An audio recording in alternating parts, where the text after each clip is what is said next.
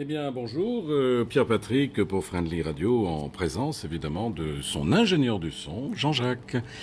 Bon, alors, en face de moi, j'ai Bernard Lecorf à qui j'ai envie de donner un droit de réponse. Alors, un droit de réponse, ça va paraître un petit peu curieux aux auditeurs, mais tout simplement, je vais vous présenter Bernard Lecorf, qui est un ancien administrateur, on peut dire, du OFF, c'est-à-dire de la gestion du village du OFF pendant le festival d'Avignon. D'après dires, enfin d'après ce que j'ai entendu, Bernard, vous avez été plus ou moins évincé de la direction du collège. Et alors, je voudrais vous poser des questions. Où en êtes-vous avec cela ? Non, j'ai pas été évincé du tout. D'abord, je suis membre fondateur d'Avignon Festival et Compagnie, l'association qui accompagne le Festival d'Avignon. Je présidais l'association Alpha, qui a été à l'origine de la création d'AFSC, Alpha étant l'association des lieux du Festival d'Avignon. Et j'ai été pendant très longtemps le chargé de mission, secrétaire général du Festival OFF via Avignon Festival et Compagnie. Et aujourd'hui, je me trouve effectivement simple adhérent de l'association, parce que je n'ai pas accompagné la nouvelle organisation, le nouveau conseil d'administration qui s'est constitué. Vous voulez dire que c'était votre choix, hein, c'est ça ? Absolument. Je ne tenais pas à accompagner au-delà de cela. J'ai fait aucune campagne pour être élu lors du précédent élection du conseil d'administration. Je n'ai fait aucune campagne. Je ne tenais pas à être élu. Non, parce que là, je sens pointer une polémique. Je sens pointer une petite polémique, mais on peut. Il n'y a pas de polémique. Disons que j'ai un discours qui n'est pas en phase avec celui que pourrait tenir aujourd'hui le nouveau conseil d'administration dans sa globalité ou dans sa direction. Pour le reste, je suis toujours en phase avec l'importance qu'il y a à accompagner ce festival et à construire une association fédératrice à la fois des théâtres et des compagnies, de manière collégiale et paritaire, c'est très important, dans la mesure où cette association-là est vitale pour que nous existions tous ensemble. Bernard, évidemment, vous voulez pas accepter le mot polémique, mais vous êtes en train peut-être de combattre de l'extérieur, alors vous auriez pu peut-être combattre de l'intérieur, non ? Non, on est tous capables de combattre, que l'on soit dedans ou dehors, ça n'a aucune importance. J'ai beaucoup d'amis au sein du conseil d'administration d'Avignon Festival et Compagnie. Peut-être que la majorité des membres du conseil d'administration ne sont pas mes amis, mais j'ai beaucoup d'amis au sein de cette structure et nous travaillons ensemble, nous collaborons systématiquement, nous nous voyons beaucoup et nous construisons un festival. Et si Avignon Festival et Compagnie devait évoluer dans son conseil d'administration, je pourrais parfaitement y revenir sans aucun problème. Ouais, il me semble quand même que vous avez des mots à dire sur la professionnalisation du OFF, qui semble être pour vous... Il y a un regard, un regard qui a été envisagé d'abord par André Benedetto, puis par Greg Germain, puis par Raymond Yana, qui était effectivement une envie, une ambition, professionnaliser le OFF. Mais pour nous, professionnaliser le OFF voulait dire aider ceux qui ne sont pas professionnels à le devenir. Aider, former, éduquer. Nous avons pour cela organisé énormément de réunions, de stages, de moments d'information et de formation pour que les compagnies qui fréquentent le Festival d'Avignon deviennent professionnelles.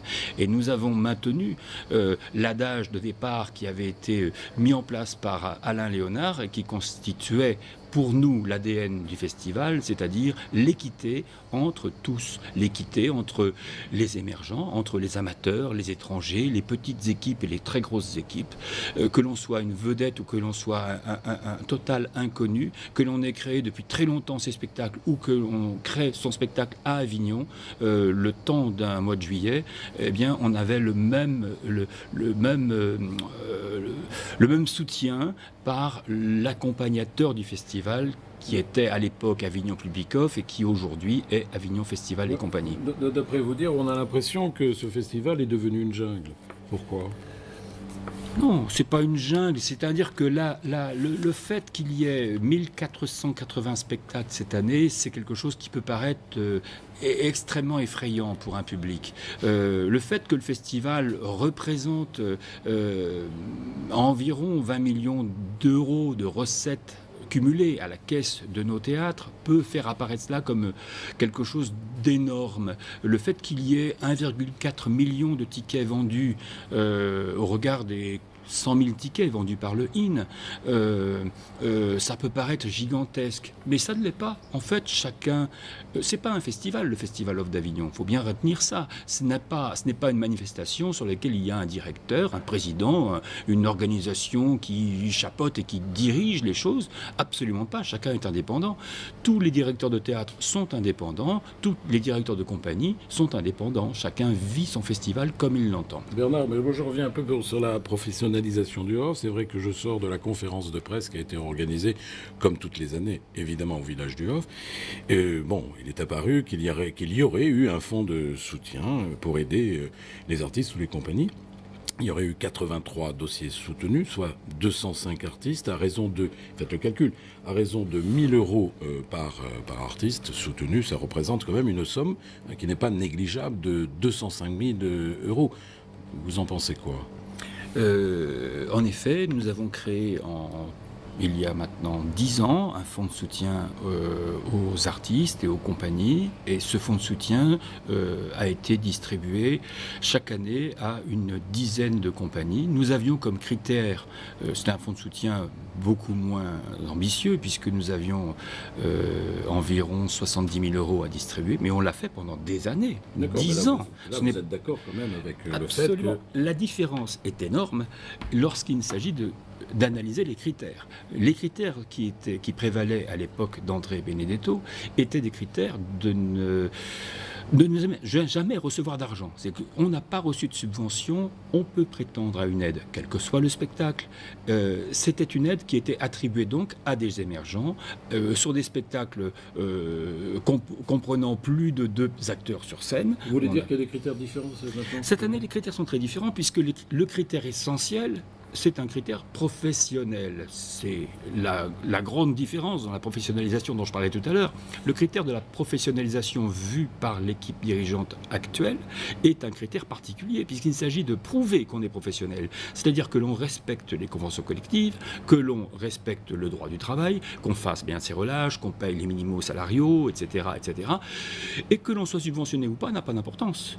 Finalement, nous avons, dans ce cadre particulier là maintenant, cette année, pour la première fois, soutenu des gens qui sont déjà soutenus et qui ne sont pas émergents, a priori. Des gens qui ont déjà reçu des aides financières, parce que imaginez bien que pour avoir la possibilité de respecter à la lettre la convention collective, et je ne prétends pas là qu'on puisse ne pas respecter ces conventions, mais lorsqu'il s'agit d'un critère d'attribution d'aide, c'est saugrenu de dire que cette aide ne peut être attribuée qu'à des gens qui respectent tellement bien les conventions collectives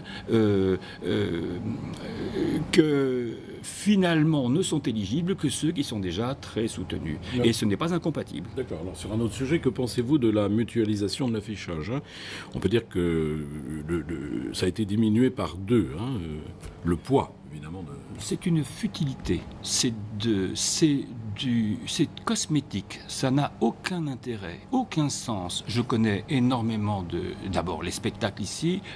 L'affichage qui est fait par les compagnies est quelque chose qui peut paraître déraisonnable en termes de quantité, parce que c'est sûr que 1500 spectacles qui affichent à raison de 500 affiches, c'est rien.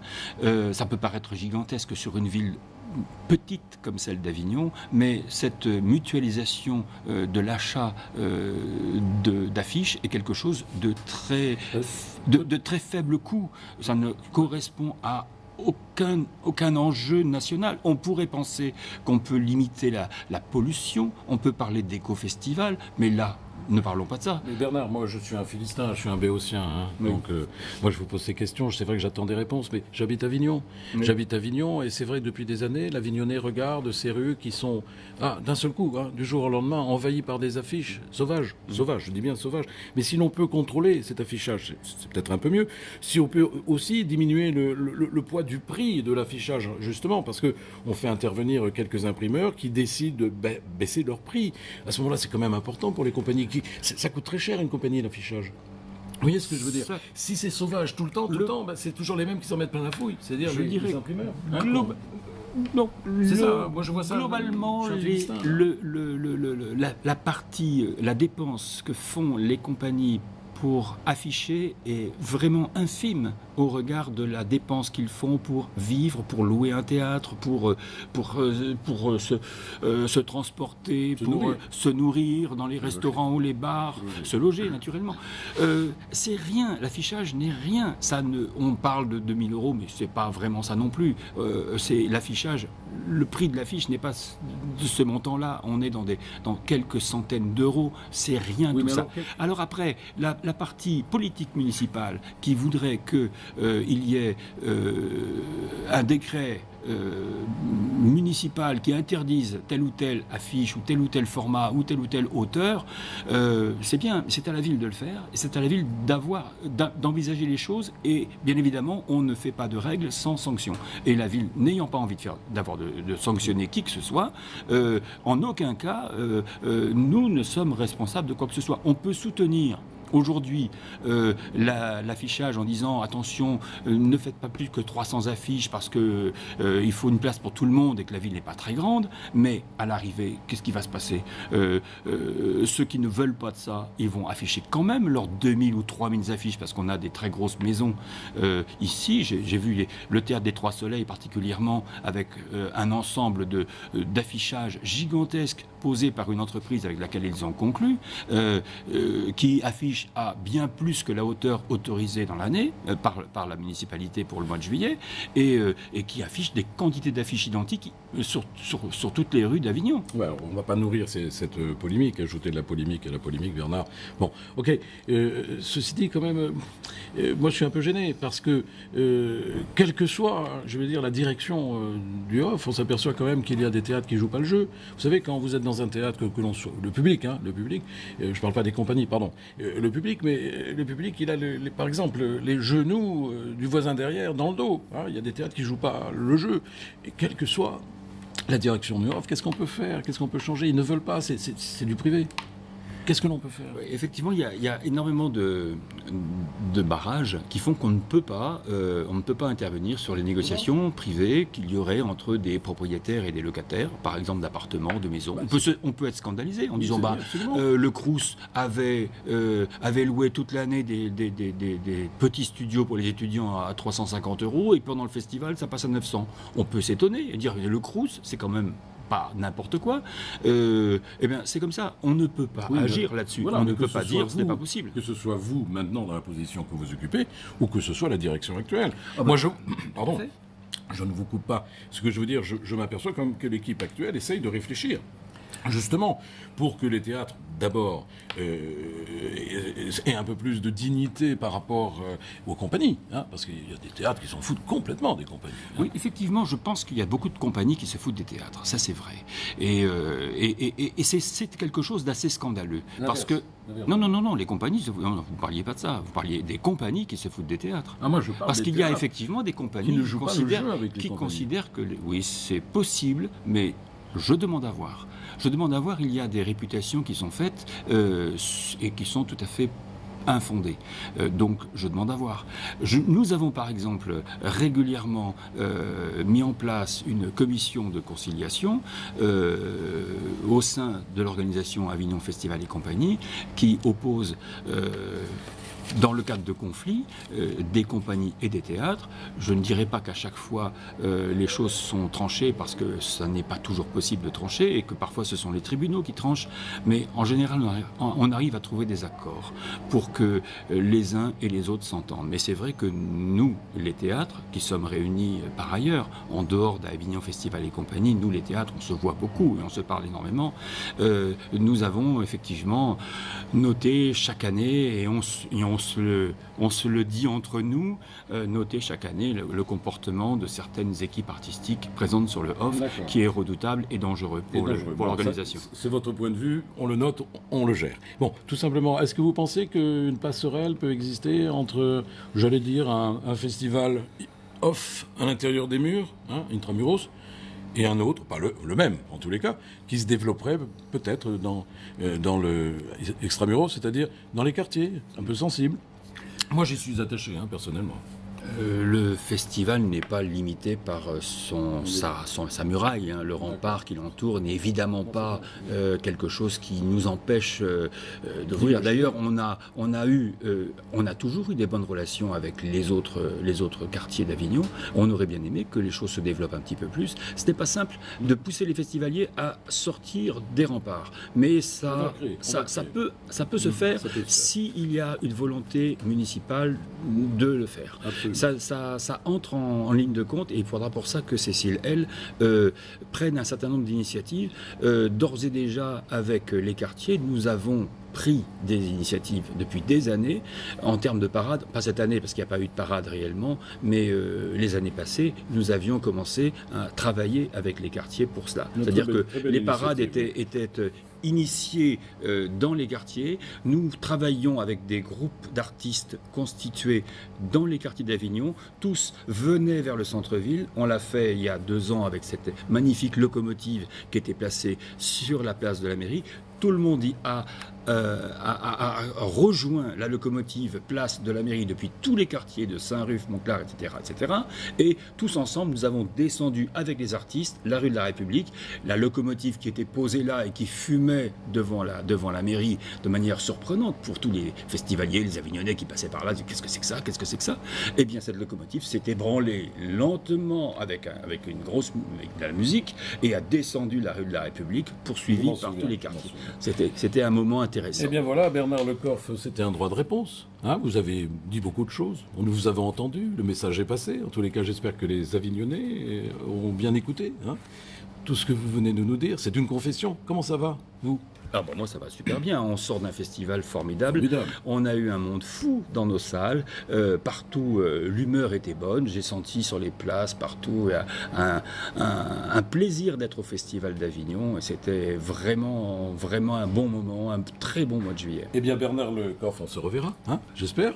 On verra un petit peu l'évolution de votre programme, en tous les cas, de vos idées. Je remercie Jean-Jacques, qui était avec nous. Merci. Je remercie David Price, le président, directeur général de Friendly Radio. C'était Pierre Patrick. Pour vous, mes amis, à bientôt, bon vent. Merci.